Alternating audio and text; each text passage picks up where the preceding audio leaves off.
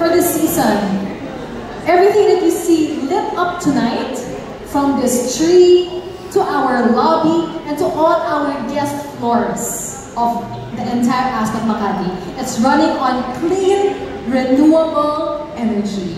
So not only are we making Christmas bright, but we're also making it green and clean too. So muli, maraming salamat po to Ascot Makati for all the hard work and the efforts to make our energy and our nature clean and green.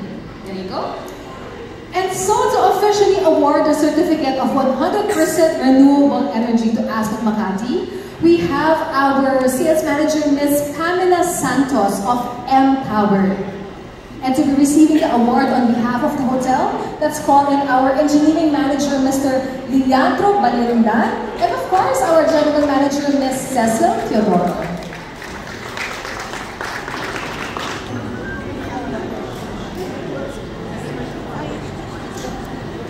Good evening, everyone. As we gather here to celebrate the joy and warmth of the holiday season, we are reminded that Christmas is not only about lights and festivities. It's also about hope, renewal, and responsibility. Today, we take a meaningful step toward a brighter and more sustainable future with the help of our partners and power. This year, our Christmas tree lighting is powered by 100% renewable. This is more just a technical achievement of Ascot Makati. It's a statement of our commitment to reducing carbon footprint and minimizing greenhouse emissions. By choosing clean energy sources, we are ensuring that the beauty of the season does not come at the expense of our planet. Alignment with the Capital and Net Zero Carbon 2050 visions, enforcing our role as a leader for sustainability.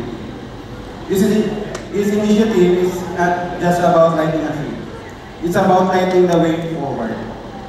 It symbolizes our shared responsibility to create a future where progress and sustainability go hand in hand. Thank you.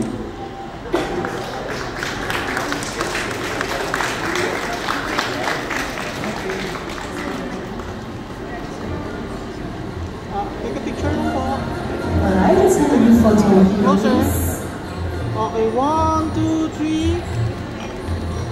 One more. 1, 2. Thank you very much to our esteemed guests. Once again, everybody, a big hand please for Ascot Makati.